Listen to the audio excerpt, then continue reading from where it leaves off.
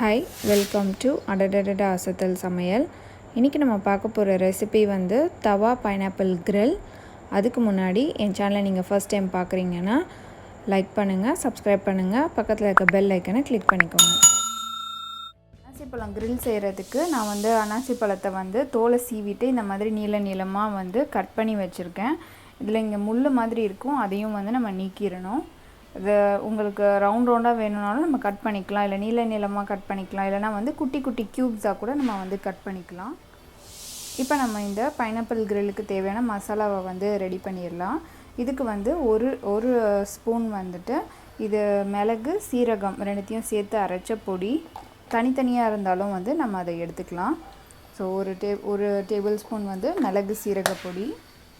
அதுக்கப்புறம் வந்து ஒரு டேபிள் ஸ்பூன் வந்து மிளகாய்த்தூள். இது வந்து தனி மிளகாய்த்தூள். ஒரு டேபிள் ஸ்பூன் வந்து சர்க்கரை, நான் வந்து நாட்டு சர்க்கரை எடுத்திருக்கேன். அதுக்கப்புறம் கொஞ்சமாக வந்து உப்பு, ஒரு சிட்டிகை அந்த மாதிரி உப்பு சேர்த்துக்கணும். இப்போ இதில் வந்து நம்ம ஒரு டேபிள் ஸ்பூன் அளவு தண்ணி சேர்த்துடலாம். சேர்த்துட்டு இதை வந்து நம்ம நல்லா கலந்துடலாம்.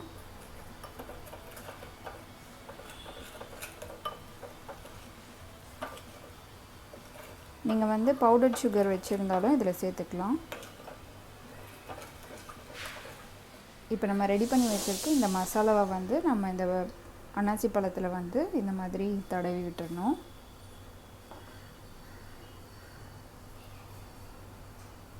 இது வந்து நல்ல அன்னாசி பழத்தில் 2 பக்கமும் வந்து இது நல்லா அப்ளை பண்ணிடுங்க.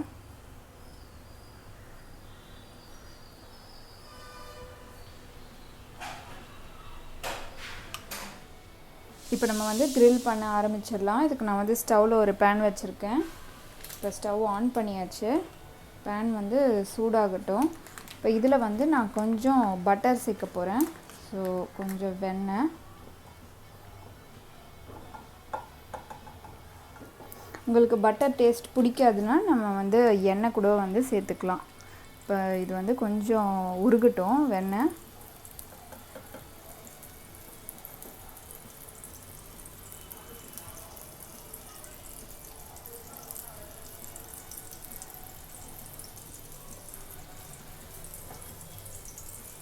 இப்போ இது மேலே வந்து நம்ம எடுத்து வச்சுருக்க மசாலா தடவி வச்சுருக்க இந்த அன்னாசி பழத்தை வந்து நம்ம வச்சிடலாம்.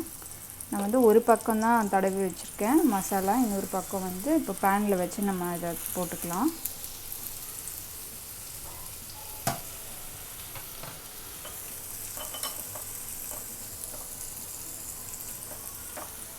இப்போ இந்த மசாலாவை வந்து இன்னும் கொஞ்சம் நம்ம வந்து இதில் போட்டுடலாம். இதில் நம்ம சர்க்கரை சேர்த்துருக்கனால அந்த சர்க்கரை வந்து இந்த சூட்டில் நல்லா உருகி அந்த கேரமலைஸ் ஆகி வரும்.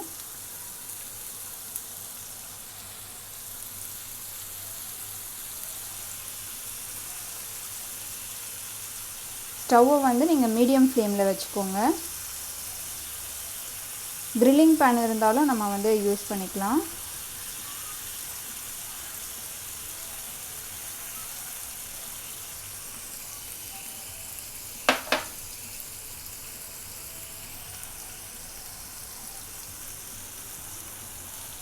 இது வந்து ஒரு பக்கமும் வந்து ஒரு 5 நிமிஷம் நம்ம வந்து வச்சுக்கலாம்.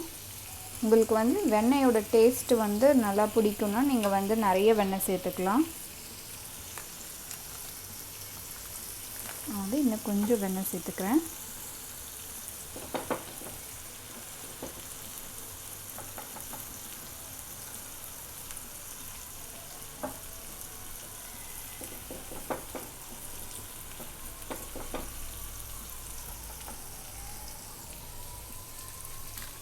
இப்போ இது வந்து கொஞ்சம் நல்லா ரோஸ்ட் ஆகட்டும்.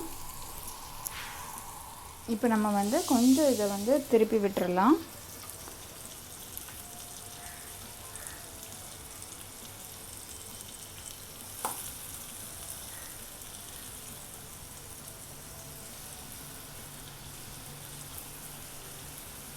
இன்னும் நல்லா வந்து இது ரோஸ்ட் ஆகணும். இன்னும் கூட நான் இந்த மசாலாவை வந்து இது மேலே அப்ளை பண்ணுறேன்.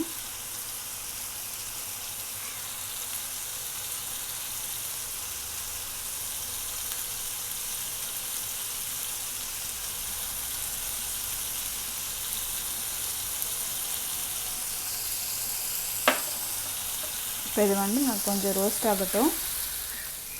இப்போ இதை வந்து நம்ம திருப்பி விட்டுறலாம்.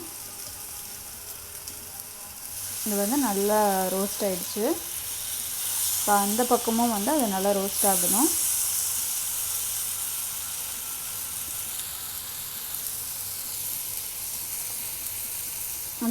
அந்த பக்கமும் வந்து ஒரு 3 நிமிஷம் அது குக் ஆகட்டும். இப்போ நம்ம வந்து அந்த சைடும் நல்லா ரோஸ்ட் ஆகிடுச்சான்னு பார்க்கலாம். இந்த சைடும் வந்து நல்லா ரோஸ்ட் ஆகிடுச்சு.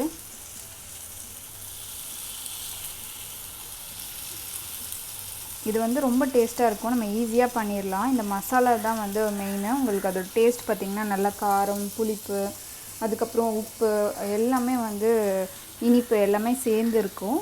இப்போ வந்து நம்மளோட பைனாப்பிள் வந்து நல்லா ரோஸ்ட் ஆகிடுச்சு. இப்போ இதை வந்து நம்ம எடுத்துடலாம்.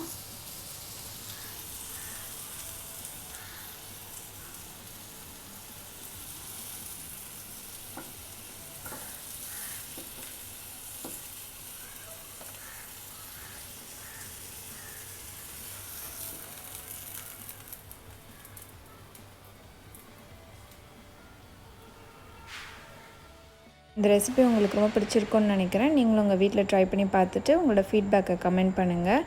இந்த வீடியோ உங்களுக்கு பிடிச்சிருந்ததுன்னா அடடடா அசத்தல் சமையலுக்கு சப்ஸ்கிரைப் பண்ணுங்கள், லைக் பண்ணுங்கள், ஷேர் பண்ணுங்கள். நன்றி.